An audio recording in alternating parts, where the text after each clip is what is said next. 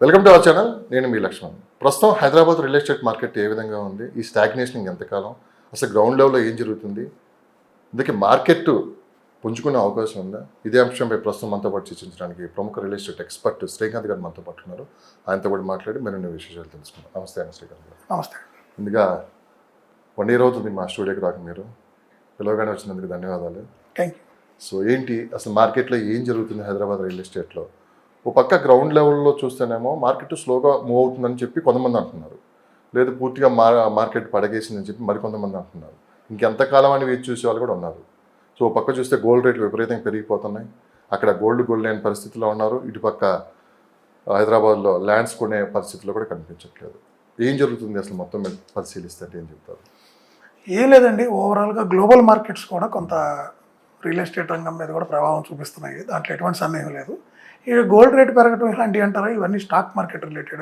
Stock మార్కెట్లో ఒడిదుడుకుల్లో ఉన్నప్పుడల్లా అందరూ సేఫెస్ట్గా గోల్డ్ బాండ్స్ కానివ్వండి, గోల్డ్ మీదకి వెళ్తారు ఇన్వెస్టర్స్ అందరూ. సో అట్లా గోల్డ్ మార్కెట్ అనేది బాగా పెరిగింది. ఇక రియల్ ఎస్టేట్ పరంగా వచ్చినప్పటికి ఏమవుతుందంటే, మీకు ఎలక్షన్కి అంటే ఎలక్షన్ ముందు వరకు రియల్ ఎస్టేట్ మీకు తెలిసి ఎలా ఉందో చాలా హైలోకి వెళ్ళిపోయింది బాగా.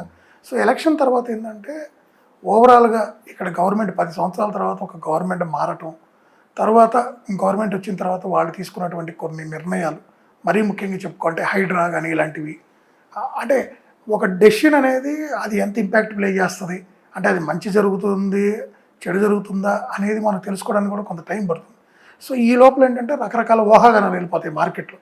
అరే బిల్డింగ్లు పడేస్తున్నారంట, ఇది చేస్తున్నారు, రియల్ ఎస్టేట్ అంతా కొంచెం మోసాలు ఎక్కువ ఉన్నాయి, సో ఇప్పుడు మనం కొనుక్కొని కూడా ఏదైనా చెరువు ల్యాండో లేకపోతే ఇంకోటి కబ్జా చేసి కట్టిందా అని చెప్పి ప్రజలందరూ ఏంటంటే ఎక్కడో చోట కబ్జాలోకి వెళ్ళిపోయినటువంటి ప్రభుత్వ భూమిని కానివ్వండి, చెరువుకు సంబంధించిన భూమిని కానీ అధికారులు దాన్ని ఎప్పుడైతే వాళ్ళు హ్యాండ్ ఓవర్ చేసుకోవడానికి అక్రమ నిర్మాణాలు కూలగొడుతున్నారు, సో వాటిని ఏంటంటే వీళ్ళకి ఆపాదించుకొని వీళ్ళు కూడా మనవి కూడా అలాంటి ఏమన్నా ఆక్రమణకు సంబంధించిన భూములు అంటే ఎలా తెలుసుకోవాలి ఏంటని ప్యానిక్ అయిపోతా.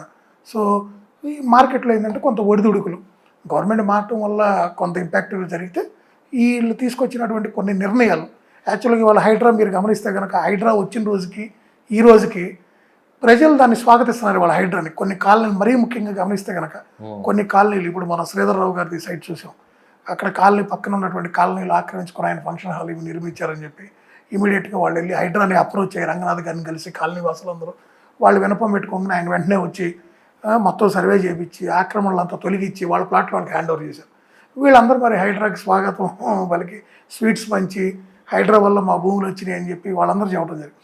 సో ఇదేంటంటే ప్రజలకి ఒక ప్రభుత్వం తీసుకున్నటువంటి ఒక నిర్ణయం ఏదైనా కానీ అది వాళ్ళు అర్థం చేసుకొని దానివల్ల కలిగే లాభ నష్టాలు ఏంటి అనేది తెలుసుకోవడానికి కొంత టైం పట్టింది. హైడ్రా అన్నారు కదా, దీని గురించి ఒక మాట. అంటే హైడ్రా వచ్చినప్పుడు అసలు సోషల్ మీడియా ఎంత యాక్టివ్ ఉందో మనం చూస్తూనే ఉన్నాం. ఏ అంశాన్ని అయినా దాన్ని భూతద్దంలో చూపించి ఒక నెల 10 రోజులు దాన్ని హంగామా చేసేసి మొత్తం మళ్ళీ సైలెంట్ అయిపోతుంది. సో హైడ్రాని అట్లా భూతద్దంలో చూపించి ప్రజల్లో భయభ్రాంతులు గురి చేసినది అంటే ఈ సోషల్ మీడియా మీరేమంటారు? 200% అండి. ఇవాళ సోషల్ మీడియా అనేది మనిషి మేధాశక్తిని, ఆలోచన విధానాన్ని, విచక్షణని ఎంతో ప్రభావితం చేస్తుంది. ఎంత దారుణంగా అంటే అక్కడ నిజంగా ఏం జరిగింది అని స్వతహాగా తెలుసుకోకుండానే కేవలం ఎవరో పెట్టిన ఒక వీడియో, ఎవరో మాట్లాడిన 4 మాటల్ని ఈ ఛానల్స్లో వీటిల్లో రీల్స్ రూపంలో రకరకాలుగా స్పీడ్గా స్ప్రెడ్ చేసేసి వాటిని ఇండైరెక్ట్గా నమ్మేస్తున్నారు. ఇప్పుడు హైడ్రా విషయంలో అదే జరిగింది. కొంతమందితో పేదవాళ్ళతో మాట్లాడించి మేము అన్నీ సక్రమంగా కొనుక్కున్నాం, మాకు బ్యాంకు రుణాలు ఇచ్చినాయి, ఇలాంటివి కొలగొట్టారన్నారు. వాస్తవంగా సక్రమంగా అప్రూవ్డ్ లేఅవుట్స్లో అది హెచ్ఎండి అయినా డిటిసిపి అయినా అప్రూవల్ ఇచ్చిన ఎక్కడ ఏ ప్రాజెక్ట్స్లో కూడా ఏది కొలగొట్టలేదు. అప్రూవల్ లేనటువంటివి, ఆక్రమణకు గురైనటువంటివి, ఆఖరికి లోనులు రాకుండా కూడా కొనుక్కున్నారు. ఆక్రమణకు గురయ్యి వాటిలో వాళ్ళు నిర్మించిన ఇళ్ళు కానీ అపార్ట్మెంట్లు కానీ వాటికి లోనులు రావు. అవి తెలిసి కూడా వీళ్ళు కొనుక్కొని నోటరీలు చేసినవి కూడా కొనుక్కొని లక్షలు ఖర్చు పెట్టి మేము ఆ రోజు ఖర్చు పెట్టాం, మాకు తెలియదు, మేము కొనుక్కున్నాం అంటున్నారు. అది రిజిస్ట్రేషన్ కాదని తెలిసి కొనుక్కొని తెలియదు అంటున్నారు. కానీ అక్కడ వాళ్ళు కెమెరా ముందు వచ్చి వాళ్ళు నిలబడి మాట్లాడేది వేరుగా ఉంటుంది. అది కొన్ని లక్షల మంది మీద రకరకాల ప్రభావం చూపించింది. అవి నమ్మి ప్రజలు ఏంటంటే ఏదో జరుగుతుందేమో అని కొంత ప్యానిక్ లోనై డబ్బులు ఉండి ఇల్లు కొనుక్కోవాలో, ఒక ఫ్లాట్ కొనుక్కోవాలో, లేదు ఒక ఖాళీ చిన్న జాగా ఒక స్థలం కొనుక్కోవాలని ఆశ ఉన్న వాళ్ళు కూడా ఏంటంటే కొంత ఒడిదుడుకులకు లోనై ఈ జరుగుతున్న సంఘటనలు దృష్టిలో పెట్టుకొని కొంత వెనక్కి వెళ్ళారు. ఇది నిజం. ఈ ఫార్మాసిటీ కావచ్చు, మెట్రో మార్పులు కావచ్చు, ఇది కూడా ఇలానే జరిగింది అనుకోవచ్చు. ఎందుకంటే భూమి ఎక్కడ ఇవ్వలేదు. అంటే నేను అనేది ఏంటంటే పాత గవర్నమెంట్లో ఏదైతే 18,000 ఎకరాల భూమి తీసుకున్నారో ఆ భూమి అలానే ఉంది. కాకపోతే అక్కడికి వచ్చే ఫార్మాసిటీని కాస్త క్లస్టర్స్గా డివైడ్ చేసి ఆయన మారుస్తా అని చెప్పి అన్నారు. కానీ అక్కడ ఏదోటి ఖచ్చితంగా నిర్మించడానికి అయితే రెడీగా ఉన్నారు. ఇప్పుడు 4th సిటీ అన్నారు. 4th సిటీ మీద అక్కడ అసలు ఏం రావాలి ఏంటి అనేది కూడా దాని మీద రీసెర్చ్ చేశారు. దాని చైర్మన్గా ముఖ్యమంత్రి గారే ఉన్నారు. ఇంత జరుగుతున్నా కానీ గతంలో జరిగిన ప్రచారం వల్లే కాస్త ఇప్పటికీ అటువైపు ఏదైనా ఇన్వెస్ట్ చేయాలంటే భయపడుతున్నారని చెప్పి అనుకోవచ్చు. ఒకటండి, ఇందాక మీరు చెప్పినట్టు ప్రభుత్వం భూములు సేకరించింది అక్కడ ఒక ఫార్మాసిటీ నిర్మిద్దామని. అయితే ఇప్పుడు గవర్నమెంట్ మారింది. ఈరోజు రేవంత్ రెడ్డి గారు ఏమన్నారు, ఎయిర్పోర్ట్ నుంచి ఒక 10 నుంచి 12 కిలోమీటర్లు లేదా 15 కిలోమీటర్ల పరిధిలో ఈ భూములు ఉన్నాయి. అంటే ఇవి ఎంత విలువైన భూములు, ఒక ఇంటర్నేషనల్ ఎయిర్పోర్ట్ దగ్గరలో ఉన్నాయి. మీరు ఏ మహానగరాలు చూసుకున్నా, ఇతర దేశాల్లో ఎక్కడ చూసుకున్నా కూడా ఎయిర్పోర్ట్ చుట్టుపక్కల నగరాలన్నీ విపరీతంగా విస్తరిస్తాయి. అవి రేపు బంగారంతో సమానంగా వాటి విలువ పెరుగుతుంది. సో ఇలాంటి ఖరీదైన భూముల్ని భవిష్యత్తులో ఇక్కడ ప్రజలకి నివాస గృహాలు, వాణిజ్య సముదాయాలు ఇలాంటివి నిర్మించుకునే అవకాశం ఉన్న ఏరియాలో మనం కేవలం ఒక ఫార్మాసిటీనే తీసుకొచ్చి ఇక్కడ పెట్టేసి కొంత వాటర్ పరంగా కానీ ఎయిర్ పరంగా కానివ్వండి మనం పూర్తి స్థాయిలో పొల్యూట్ చేసుకోవడం కరెక్ట్ కాదు. ఒక చోట ఫార్మాసిటీ అని పెట్టి ఈ ఫార్మా కంపెనీలన్నీ ఇక్కడ పెట్టి ఆ ఏరియాలో ఉన్నటువంటి సహజ వాయు వనరులను డిస్టర్బ్ చేయకుండా మనం వీటిని మల్టిపుల్ ప్లేసెస్లో అంటే ఒక 12 నుంచి 15 ఫార్మా విలేజెస్ కింద నేను పెడతాను. దానివల్ల ఇప్పుడు ఫర్ ఎగ్జాంపుల్ చేవెళ్ళ అటు సైడ్ లోపలికి ఒకటి ఫార్మా విలేజ్ పెడతా ఉన్నారు. సో ఆయన కాన్సెప్ట్ ఏంటి, ఆ చుట్టుపక్కల వాళ్ళకు కూడా కనీసం ఒక 30,000 మందికి ఆ చుట్టుపక్కల అక్కడ ఉద్యోగాలు వస్తాయి కదా. ఇప్పుడు మళ్ళీ ఇక్కడ ఒక చోటే పెట్టి ఆ ఒక చోటకే మళ్ళీ ఒక 5-10 లక్షల మంది ఎంప్లాయ్మెంట్ వచ్చి ఆ చుట్టుపక్కల డెవలప్ అయితే మిగతా ఏరియాలు వెనకబడిపోతాయి కదా.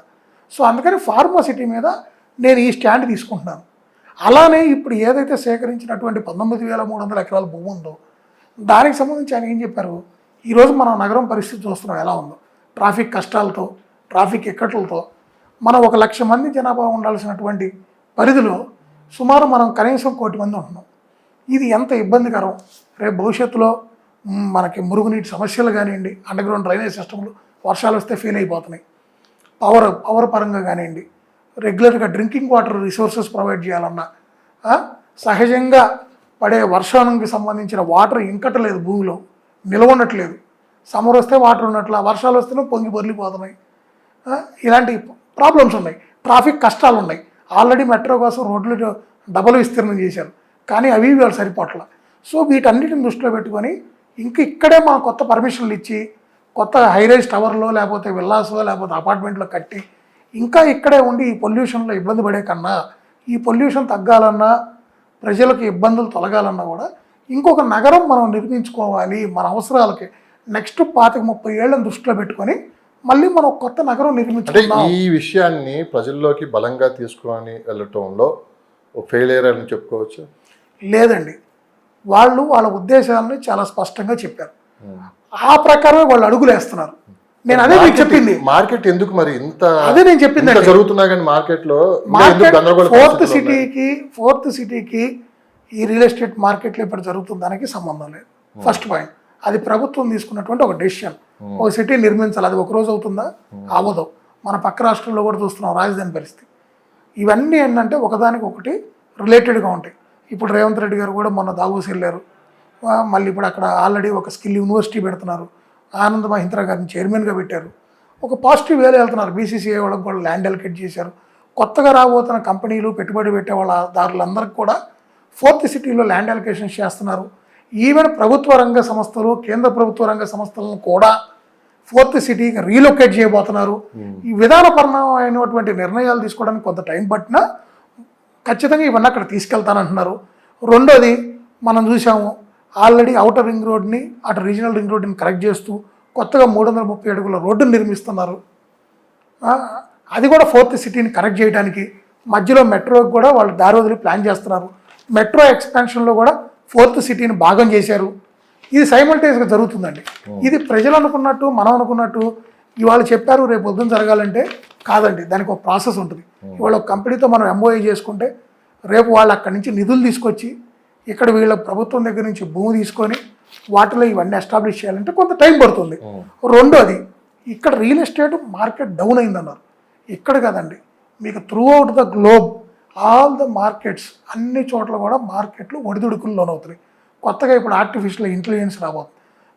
దాని మీద బేస్ అయ్యి కొత్త టెక్నాలజీ కోసం అన్ని కంపెనీస్ అప్డేట్ కోసం ఏం చేస్తున్నారు, కొత్త ఎంప్లాయ్మెంట్ తీసుకోవడానికి పాత వాళ్ళల్లో కూడా కొంతమంది ఎంప్లాయీస్కి ఉద్వాసం పలుకుతున్నారు. కొంత జాబ్స్ రిలేటెడ్ కూడా కొంత ప్రాబ్లమ్స్ అలాంటి ఇబ్బందులు కూడా జరుగుతున్నాయి, కొంతమంది ఉద్యోగాలు పోతారు. దాన్ని బట్టి కూడా కొంత ఐటీ ఎంప్లాయీస్ వీళ్ళందరూ ఏంటంటే కొత్త ఇన్వెస్ట్మెంట్స్ వీటి మీద ఏంటంటే 2 అడుగులు వెనక్కి వేస్తున్నారు. సో ఇక్కడ గవర్నమెంట్ మారటం, అలానే ఇంతకుముందు పక్క రాష్ట్రంలో గవర్నమెంట్ వాటికి సంబంధించి అక్కడ జరిగినటువంటి విధ్వంసాలన్నీ మనం చూసాం, పరిస్థితులు ఎలా ఉన్నాయి, అక్కడ ఎటువంటి ఉపాధి, ఎటువంటి వ్యాపార అవకాశాలు, శాండ్ కానివ్వండి ఏమీ లేవు, మీరు చూసారు లెక్కరగా. సో వాళ్ళందరూ కూడా మరి ఖాళీగా ఉండలేరు కదా, పక్క రాష్ట్రాలకు వచ్చి అది మన దగ్గరికి వచ్చారా, తమిళనాడు పోయారా, కర్ణాటక పోయారా, వాళ్ళ ఉపాధి కోసం వెళ్ళి వాళ్ళు ఏదో పని చేసుకోవాలి, మరి వాళ్ళ ఫ్యామిలీని కానీ వాళ్ళ అప్పులు కానీ ఇవన్నీ ఒక దారి చేసుకోవాలంటే వాళ్ళు కష్టపడాల్సిన తప్ప మార్గం లేదు. అలాంటి వాళ్ళు ఎంతోమంది వచ్చి ఇక్కడ పెట్టుబడులు పెట్టారు ఆ టైంలో. దానివల్ల ఏమైంది, రెట్టింపు పెట్టుబడులతో ఇక్కడ మార్కెట్లు పరిగెత్తినాయి. నేను మీ శ్రీకాంత్ బాబు, నేను రియల్ ఎస్టేట్ ఎక్స్పర్ట్ని. నేను 22 ఇయర్స్ నుంచి రియల్ ఎస్టేట్ ఇండస్ట్రీలో ఉన్నాను. రియల్ ఎస్టేట్కి సంబంధించినటువంటి ఎటువంటి సందేహాలు ఉన్నా, ఏ సూచనలు కావాలన్నా, ఏ సలహాలు కావాలన్నా మీరు ఎప్పుడైనా నన్ను సంప్రదించవచ్చు. ఒక రియల్ ఎస్టేట్కి సంబంధించిన కేవలం ఇన్వెస్ట్మెంట్స్ గురించే కాదు, మీకు లీగల్గా రియల్ ఎస్టేట్కి సంబంధించి మీరు కొనుక్కునేటువంటి విల్లాలైనా, ప్లాట్స్ అయినా, ఫ్లాట్స్ అయినా వీటికి సంబంధించిన లీగల్ ఒపీనియన్ల గురించి కూడా మీరు నన్ను సంప్రదించవచ్చు. మీరు నన్ను ఏ రోజు మీరు నన్ను సంప్రదించాలన్నా కూడా 9966212888 నెంబర్కి కాల్ చేయగలరు. ఉదయం 9 నుంచి సాయంత్రం 6 గంటల లోపల ఏ రోజైనా మీరు కాల్ చేయొచ్చు.